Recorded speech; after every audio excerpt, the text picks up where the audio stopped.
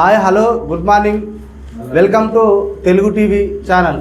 ఈరోజు ప్రధానమైన వార్తలు చూద్దాము. ఇక్కడ ప్రధానమైన దినపత్రికల్లో వచ్చినట్టు వార్తలపై విశ్లేషణ చేద్దాము. ప్రధానంగా మొదటగా వచ్చేసి ఆంధ్రజ్యోతి పేపర్లో ప్రచురించినటువంటి బ్యానర్ ఐటెంగా కనిపిస్తున్నటువంటి వార్త మల్లోతుల వేణుగోపాలరావు లొంగుబాటు. గడ్చిరోలి పోలీసుల ఎదుట లొంగిపోయిన మావోయిస్టు అగ్రనేత, ఆయనతో పాటు 60 మంది 54 ఆయుధాలు అప్పగింత. నక్సలైట్ల ఉద్యమంలో మల్లోతులది 45 ఏళ్ల ప్రస్థానం. పార్టీ సిద్ధాంతకర్తగా, భావ్య ప్రపంచంలో అనుసంధానకర్తగా పేరు. ఆపరేషన్ కగార్ నేపథ్యంలో భిన్నమైన వైఖరి. సాయుధ పోరు వదిలేద్దామని మల్లోతుల ప్రతిపాదన లేక లేదని ప్రకటించిన పార్టీ. కొంతకాలంగా మల్లోతుల లొంగుబాటుపై ఊహాగానాలు. ఆయన మీద 6 కోట్ల రివార్డు, 100కు పైగా కేసులు పెట్టడం జరిగింది ప్రభుత్వం. ఎందుకంటే ఇక్కడ మనం ఈ మల్లోతుల వేణుగోపాలరావు గారు ఈయన పార్టీలో వీళ్ళ అగ్రనేతగా వ్యవహరిస్తున్నారు. ఇటీవల కాలంలో ఇది కేంద్ర ప్రభుత్వం కావచ్చు, కగార్ అనే ఆపరేషన్ పేరుతో మావోయిస్టులను తుదిముట్టించడమే లక్ష్యంగా ప్రభుత్వం చర్యలు చేపట్టింది. ఇప్పటివరకు ఎంతోమంది ఎన్కౌంటర్లో అసూలు బాసినారు. ఇప్పుడు అగ్రనేత కూడా లొంగిపోయే పరిస్థితికి వచ్చింది. పార్టీ వ్యతిరేకిస్తుంది. మల్లోతుల గారేమో ఆయన ఏదైతే లొంగిపోయిండు పార్టీని, మరి తాత్కాలికంగా మరి అక్కడ ఉన్న పరిస్థితులను బట్టి మరి ఏం జరుగుతుందో ఏమో చూడాల్సిన పరిస్థితి ఏర్పడ్డది. దాంతోపాటు మరో ప్రధానమైన వార్తను చూద్దాం. ఎన్ఓసి ఇంజనీర్లపై బదిలీ వేటు. రాజధాని చెరువుల కుంటల్లో నిర్మాణాలకు అడ్డగోలుగా అనుమతించిన వారిపై కొరడ. హైదరాబాద్ నుంచి ఇతర జిల్లాలకు 51 మంది బదిలీ చేశారు. వర్కింగ్ మెరిట్ అరేంజ్మెంట్ పేరుతో పంపించిన ప్రభుత్వం. వారి స్థానాల్లో జిల్లాల నుంచి 50 మంది ఓడిపై రాక నీటిపారుదల శాఖ సంచలనం.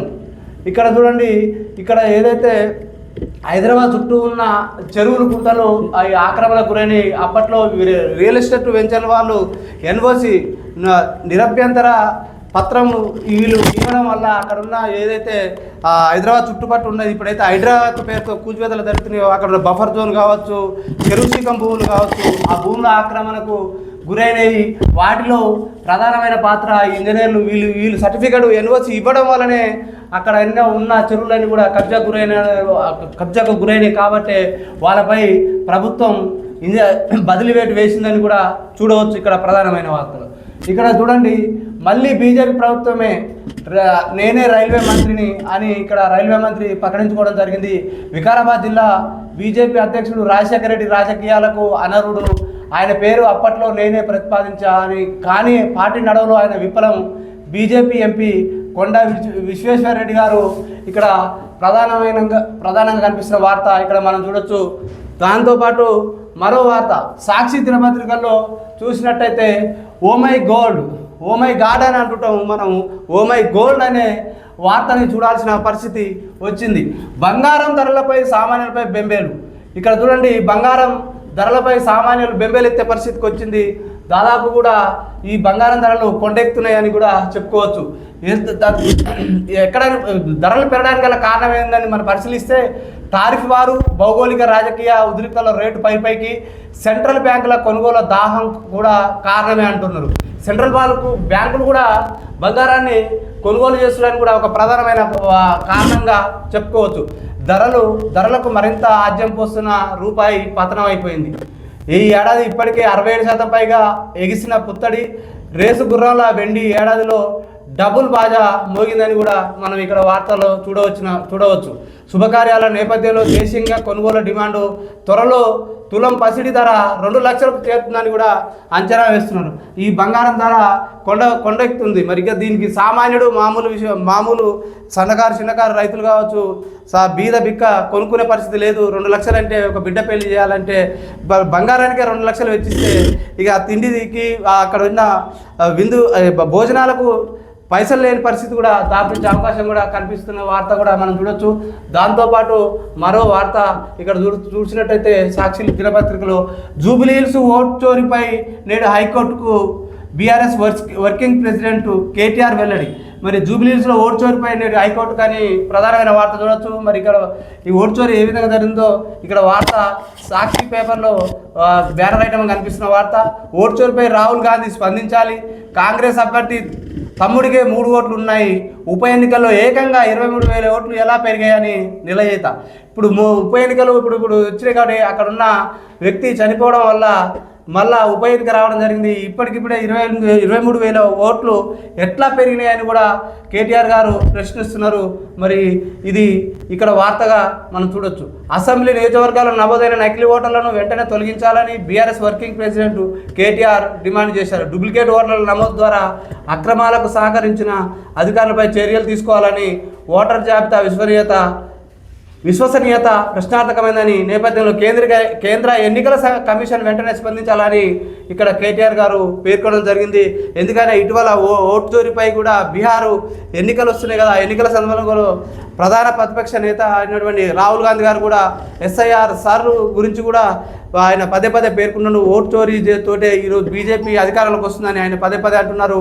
మరి దానిపై స్పందించాలని కేటీఆర్ గారే ఇప్పుడు స్వయంగా రాహుల్ గాంధీని ప్రశ్నిస్తున్నారు.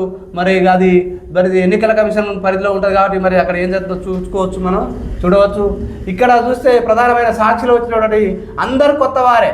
డీసీసీ అధ్యక్షులో ఉన్నవారికి మళ్ళీ అదే పదవి ఇవ్వద్దని నిర్ణయం. పార్టీ ప్రజాప్రతినిధుల దగ్గరి బంధువులకు నో ఛాన్స్ అట. ఎస్టీ బీసీ మైనార్టీ మహిళా నాయకులు ప్రాధాన్యత. ఈ కులాల ప్రతిపాదికన ఇప్పుడు వచ్చే డీసీసీ ఎన్నిక అధ్యక్షుల ప్రకటన జాబితా వెలువరించాలని కూడా ఇక్కడ ఇప్పుడు తెలంగాణ పీసీసీ ఇన్ఛార్జిగా కొనసాగుతున్నారు ఈ మేడం ఇక్కడ పేర్కొనడం జరిగింది. ఇక్కడ ప్రస్తుతం ఇక్కడ చూస్తే ఈ వార్తను చూసినట్టయితే వరుసగా రెండోసారి డీసీసీ అధ్యక్షుడు కావాలనుకున్న నేతలపై ఆశలపై ఏఐసీసీ నీళ్లు చల్లింది. పార్టీలో సీనియారిటీ, ప్రస్తుతం అనుభవిస్తున్న పదవులు, సామాజిక వర్గాల బంధుత్వాలు, ఇతర అంశాలతో పని లేకుండా ప్రస్తుతం డీసీసీ అధ్యక్షులుగా ఉన్న వారెవరిని మళ్ళీ అదే పదవిలో నియమించబోమని స్పష్టంగా పేర్కొన్నారు. ఇక్కడ చూడండి ఈ వార్తని ఇప్పుడు పీసీసీ అధ్యక్షులు కొనసాగిన మహేష్ కుమార్ గారు కావచ్చు, నటరాజన్ మేడం గారు కావచ్చు, వీళ్ళు ఇంతకుముందు కొనసాగిన డీసీసీ అధ్యక్షులను కాకుండా బంధుప్రీతి ఎక్కడ కులప్రీతి బంధుప్రీతి లేకుండా వాళ్ళ కాకుండా ఎస్టీ బీసీలకు ప్రాధాన్యత దక్కే విధంగా డీసీసీ పదవులు ఇవ్వాలనేది వాళ్ళ ఆలోచన కనిపిస్తుందిగా ఇక్కడ వార్తలలో చూడవచ్చు మనం. ఇంకో ప్రధానమైన దినపత్రికను పరిశీలించినట్టయితే ఇక ఈనాడు దినపత్రికలో ప్రధానమైన బ్యానర్ ఐటమ్గా విశాఖకు గూగుల్ ఇక్కడ ప్రధానమంత్రి ఫోటోతో కనిపిస్తున్నది. ప్రధానమంత్రి గారు పేర్కొనడం జరిగింది. వికసిత్ భారత్కు ఊతం మోదీ గారు ప్రకటించడం జరిగింది. డైనామిక్ నగరంగా విశాఖపట్నం కేంద్రంగా గూగుల్ ఏఐ హబ్ను ప్రారంభిస్తుండడం సంతోషం కలిగిస్తుంది. ఇదో బహుముఖ పెట్టుబడి. ఇందులో వికసిత్ భారత్ నిర్మించాలన్న మన కళను సాకారం చేసే ఒక గీగావాట్ సామర్థ్యం ఉన్న డేటా సెంటర్ ఉంది. సాంకేతిక పరిజ్ఞానాన్ని ప్రజాస్వామీకరించే శక్తివంతమైన బలం ఉందని, దీని ద్వారా కృత్రిమ మేధతో కూడిన అత్యాధునిక పరికరాలు ప్రజలకు అందుతాయి. ఇది మన డిజిటల్ ఆర్థిక వ్యవస్థను బలోపేతం చేయడంతో పాటు ప్రపంచ సాంకేతిక లీడర్గా భారత్ స్థానాన్ని మరింత పటిష్టపరుస్తుందని కూడా ప్రధానమంత్రి పేర్కొనడం జరిగింది. ఇక్కడ ఈ విశాఖకు గూగుల్ అనే సంస్థ, కార్పొరేట్ సంస్థ విశాఖపట్నంకు రావడం జరుగుతుంది. అక్కడ కూడా ఉపాధి అవకాశాలు పెరిగే అవకాశం ఉంది. ఇక్కడ ఇక డిజిటల్ యుగంగా ప్రకటిస్తూ ప్రధానమంత్రి వికసిత్ భారత్ వైపు అడుగులు వేస్తుందని కూడా మోడీ గారు పేర్కొనడం జరిగింది. అమెరికా తర్వాత అతిపెద్ద ఏఐ హబ్ అట. ఆర్టిఫిషియల్ ఇంటెలిజెన్స్ వైపు ఇప్పుడు ప్రస్తుతం ప్రపంచమే అటు ప్రయాణిస్తుంది కాబట్టి ఏఐ వైపే ప్రపంచం మొత్తం ఎదురు చూస్తుంది. వచ్చే 5 ఏళ్లలో 1.31 లక్షల కోట్ల పెట్టుబడి, 12 దేశాలకు సముద్ర మార్గంలో కేబుల్ అనుసంధాన కేంద్రం ఒప్పందం కుదుర్చుకున్న ఆంధ్రప్రదేశ్ ప్రభుత్వం వికసిత్ భారత్ లక్ష్య సాధనలో మేలి మలుపన్న ప్రధాని మోదీ అన్నారు. ఆ వార్తను మనం ఇక్కడ చూడవచ్చు. అదేవిధంగా మరో ప్రధానమైన వైద్య ఆరోగ్య శాఖకు 500 కోట్లు ప్రకటించడం జరిగింది సీఎం రేవంత్ రెడ్డి గారు. ఇక్కడ చూసినట్టయితే తక్షణం విడుదలకు సీఎం రేవంత్ రెడ్డి ఆమోదం తెలపడం జరిగింది. ఆసుపత్రులను ప్రక్షాళన చేయాలని ఆదేశించారు. దశల వారీగా సర్కారు దవాఖానాలను ప్రక్షాళన చేయాలని ముఖ్యమంత్రి రేవంత్ రెడ్డి ఆదేశించారు. ప్రభుత్వ ఆసుపత్రులకు వచ్చే పేదలకు మెరుగైన వైద్య సేవలు అందించాలనే లక్ష్యంతో భవన నిర్మాణ పనులకు వేగవంతం చేయడానికి చేయాలని సూచించారు. మంగళవారం జూబ్లీహిల్స్లో తన నివాసంలో వైద్య ఆరోగ్య శాఖ మంత్రి దామోదర్ రాజనరసింహ, ప్రభుత్వ ప్రత్యేక ప్రధాన కార్యదర్శి వికాస్ రాజ్, సీఎం కార్యదర్శి మాణిక్రావుతో పాటు వైద్య ఆరోగ్య శాఖ కార్యదర్శి కృష్ణ తదితరులతో సీఎం సమీక్ష నిర్వహించారు. ఈ శాఖలో ఇటీవల చేపట్టిన బ్రాండింగ్ పనులు, సంస్కరణల గురించి మంత్రి దామోదర్ సీఎంకు వివరించారు. ఇక్కడ వైద్య ఆరోగ్య శాఖ 500 కోట్లు ప్రకటించి అక్కడ ప్రక్షాళన చేయాలని, కొత్త భవనాలు కావచ్చు, కొత్త పరికరాలు కావచ్చు, మెరుగైన వైద్య సేవలు ప్రతి పౌరుడికి అందాలనే ఉద్దేశంతో ముఖ్యమంత్రి గారు 500 కోట్లు తక్షణమే విడుదలకు ఆమోదం తెలపడం జరిగిన వార్త ఇక్కడ మనం చూడొచ్చు. ఇక్కడ మరో వార్త చూసినట్టయితే మంత్రి కొండా సురేఖ ఓఎస్డీపై వేటు తొలగిస్తూ పీసీబీ అధిక ఆదేశాలు జారీ చేసిందని ఇచ్చింది. మరి ఇక్కడ ఏం జరిగిందో ఈ వార్తను మనం పరిశీలిద్దాం. అటవీ పర్యావరణ దేవాదాయ శాఖల మంత్రి కొండా సురేఖ కార్యాలయంలో ఓఎస్డీగా పనిచేస్తున్న ఎస్ సుమంత్పై ప్రభుత్వం వేటు వేసింది. ఆయనపై పలు ఆరోపణలు వచ్చిన నేపథ్యంలో నిర్ణయం తీసుకున్నట్లు సమాచారం. తెలంగాణ కాలుష్య నియంత్రణ మండలిలో పొల్యూషన్ కంట్రోల్ బోర్డు ఓఎస్డీగా నియమితులైన సుమంత్ డిప్యూటేషన్పై మంత్రి కొండా సురేఖ వద్ద ఓఎస్డీగా పనిచేస్తున్నారు. ఈ ప్రభుత్వం ఏర్పడిన తర్వాత అటవీ పర్యావరణ మంత్రి నుంచి వచ్చిన నోటు ఆధారంగా 2024 సుమంత్ పీసీబీలో పోలీస్ కంట్రోల్ బోర్డులో ఓఎస్డీగా నియమించింది. ఏదైతే ప్రభుత్వం ఆయన మంత్రి కొండా సురేఖ ఓఎస్డీగా పనిచేస్తున్నారు. మరి ఆయన అక్కడ ఓఎస్డీగా వండుకుంటూ అక్రమాలకు మరి అవినీతికి పాల్పడన్న ఉద్దేశంతో ఆయనపై వేటు వేయడం జరిగింది. దాంతోపాటు మరో వార్త ప్రధానమైనది. సాదా బైనామాకు విచారణే ప్రామాణికం. భూభారతి చట్టం ఇక్కడ చూడొచ్చు. ఇప్పుడు ధరణి పోర్టల్ తీసేసి ఇప్పుడు భూభారతి 2006 చట్టం ప్రభుత్వం తీసుకురావడం జరిగింది. ఈ సాదా బైనామా ప్రామాణిక ఇది ఎప్పుడో ఏళ్ల నుంచి వేచి చూస్తున్నారు. సన్నకారు చిన్నకారు రైతులు కావచ్చు, ప్రజలు కావచ్చు, ఈ సాదా బైనామాలతోటి భూములు రిజిస్ట్రేషన్ కాక ఎంతోమంది సతమతమవుతారు. వారికి వచ్చే ఏదైతే రైతులకు రైతు ఖాతాల్లో జమ అయ్యే డబ్బులు ఏదైతే గతంలో రైతు బంధు, ఇప్పుడు రైతు భరోసా నిధులు రాక ఎంతోమంది రైతులు వేచి చూస్తున్నారు. మరి వాళ్ళ కళ సాకారమే అవకాశం కనిపిస్తుందా? మరి వేచి చూడాల్సిన అవసరం ఉంది. ఇక్కడ చూడండి, ఈ వార్త ప్రధానంగా ప్రచురించడం. తెల్ల కాగితాలపై ఒప్పందాలు, సాదా బైనామాతో జరిగిన భూ కొనుగోల క్రమబద్ధీకరించేందుకు రెవెన్యూ అధికారులు విచారణే ప్రామాణికంగా తీసుకుంటున్నారు.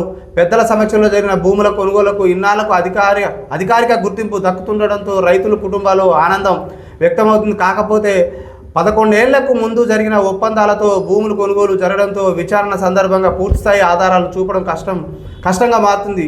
దీంతో రెవెన్యూ అధికారులు క్షేత్రస్థాయిలో చేపడుతున్న విచారణ కీలకంగా మారింది. రాష్ట్ర వ్యాప్తంగా దాదాపు 10 లక్షల ఎకరాలకు సాదా బైనాలతో ఒప్పందాలు జరిగాయి. 2020 అక్టోబర్ నుంచి నవంబర్ వరకు సాదా బైనాల దరఖాస్తులు స్వీకరించగా 8.90 లక్షలు వచ్చాయి. అదే ఏడాది ROR రికార్డ్స్ ఆఫ్ రైట్స్ 1971 రద్దు కావడంతో న్యాయ వివాదం ఏర్పడింది. దరఖాస్తుల పరిశీలన నిలిచిపోయింది. ఈ ఏడాది ఆగస్టులో హైకోర్టు దరఖాస్తుల పరిశీలన క్రమబద్ధీకరణకు అనుమతి ఇచ్చింది. ఎందుకంటే గతంలో బీఆర్ఎస్ ప్రభుత్వం ఉన్న ఆయనలో అప్పుడు ధరణి పోర్టల్ తీసుకురావడంతో ROR చట్టం 2018లో అక్కడ 2020లో వచ్చిన దాని ప్రకారం అక్కడ ఉన్న సాదా బైనాలు మాత్రం అక్కడ ఆగిపోయినాయి. అక్కడ ఆప్షన్ ఇవ్వలేదు ధరణి పోర్టల్లో. అప్పుడు కోర్టు పెండింగ్లో ఉంది ఆ కేసు, ఏది సాదా బైనాల కేసు. ఇప్పుడు ప్రభుత్వం కాంగ్రెస్ వచ్చిన తర్వాత అప్పుడు ఎన్నికల హామీలో భాగంగా ఈ సాదా బైనామాలు కానీ ఈ ధరణి చట్టాన్ని బంగాళాఖాతంలో కల్పిస్తామని ముఖ్యమంత్రి గారు స్వయంగా ప్రకటించడం జరిగింది. అదే అనుగుణంగా ఇప్పుడు సాదా బైనామాలకు మోక్షం లభించే అవకాశం కూడా కల్పిస్తుందని కూడా వార్త ఇక్కడ ప్రచురితమైంది. మరి ఇది కాక ఈ చట్టం కాక అమలై ఈ సాదా బైనామాల దరఖాస్తుల పరిశీలన త్వరితగతిన పూర్తి చేసి రైతులకు కానీ ఈ ప్రజలకు కానీ వాళ్ళకు త్వరితగతిన వాళ్ళకు ఆ దరఖాస్తుల పరిష్కారం చూపితే వాళ్ళకు కూడా రైతు భరోసాగా అందొచ్చు. అదేవిధంగా రైతులకు కూడా రెవెన్యూ సమస్యలు తీరే అవకాశం కూడా కనిపిస్తున్న వార్తను ఇక్కడ మనం పరిశీలించవచ్చు. ఇంకో మరో వార్తని చూసినట్టయితే ఇక్కడ గురుతర బాధ్యత మరిచి నెలల తరబడి బడులకు గైరహాజరవుతున్న కొందరు ఉపాధ్యాయులు, తనిఖీల వెలుగుల్లోకి వచ్చిన కొందరి తీరు, పర్యవేక్షణ వ్యవస్థపై అనుమానాలు. ఇక్కడ నెలల తరబడి విద్యాబుద్ధులు నేర్పాల్సిన టీచర్లు స్కూళ్లకు గైరహాజరైతులు హాజరు కావట్లేరని కూడా ప్రధానమైన వార్తని మనం ఇక్కడ చూడొచ్చు. మరి వాళ్ళు ఏదైతే ఉద్యోగం చేరిన తర్వాత విద్యాబుద్ధులు అంటే విద్యార్థులను సృజనాత్మకత కావచ్చు, గుణాత్మకమైన విద్యను అందించే బాధ్యత ఉపాధ్యాయులపై ఉంది. మరి ఉపాధ్యాయులు ఎందుకు మరి ఇక అక్కడ నెలల తరబడి వాళ్ళు స్కూళ్ళకు హాజరు కాకుండా మరి విద్యార్థుల నైపుణ్యత ఎట్లా మరి బయటికి తీసుకురాగలుగుతారు? ఉపాధ్యాయులే ఇప్పుడు దేశానికి భావి భారతలే ఏది విద్యార్థులు కాబట్టి మరి వాళ్ళని విద్య అందించే విషయంలో వాళ్ళు ఎందుకు మరి ఇలాంటి చర్యలకు అంటే ఇలాంటి స్కూలుకు ఆధార్ కాకుండా ఎందుకు వాళ్ళు రావడం లేదు మరి అర్థం కాని పరిస్థితి. మరి దీనిపై ప్రభుత్వం మరి ఏం చర్యలు చేపడుతుందో చూడొచ్చు. రాష్ట్ర వ్యాప్తంగా ప్రభుత్వ పాఠశాలలో పనిచేస్తున్న కొందరు ఉపాధ్యాయులు ఇష్టారాజ్యంగా వివరిస్తూ నెలల తరబడి పాఠశాల వైపు కన్నెత్తి చూడకుండా వేతనాలు తీసుకుంటారు. విద్యార్థుల భవిష్యత్తును గాలికి వదిలేస్తున్నారు. సొంత వ్యాపారాలు సొంత వ్యవహారాలు చక్కబెట్టుకుంటున్నారు. ఎప్పుడో ఒకసారి ఉన్నతాధికారులు తనిఖీ చేసినప్పుడు, తల్లిదండ్రులు ఫిర్యాదు చేసినప్పుడు ఇలాంటివి వెలుగు చూస్తున్నాయి. వీళ్ళు సొంత వ్యవహారాలు చూసుకుంటూ స్కూల్కు రాకుండా విద్యార్థుల భవిష్యత్తు ప్రశ్నార్థంగా మారే పరిస్థితి ఏర్పడింది. ఇంకా మరో వార్త ఈ చూసినట్టయితే గ్రూప్ 2 విద్యార్థులకు 18న నియామక పత్రాలు అనే వార్తను కూడా ఇక్కడ చూడొచ్చు. తాజాగా గ్రూప్ 2 ద్వారా దాదాపు 16 శాఖల్లో ఎంపికైన 783 మంది అభ్యర్థులకు ఈ నెల 18న ముఖ్యమంత్రి రేవంత్ రెడ్డి నియామక పత్రాలు అందించనున్నారు. అనే వార్త కూడా మన ప్రధానమైనది చూడొచ్చు. ఇదే విధంగా ఈరోజు ఆంధ్రజ్యోతి, సాక్షి, ఈనాడు దినపత్రికలో వచ్చిన వార్తలను మనం విశ్లేషించాము. ఇక మీరు ఇంకా మరిన్ని వార్తలు విశ్లేషించేందుకు, మాకు మోటివేషన్ కల్పించేందుకు తెలుగు టీవీని లైక్ చేయండి, షేర్ చేయండి, సబ్స్క్రైబ్ చేసుకోండి. చూస్తూనే ఉండండి మీ తెలుగు టీవీ.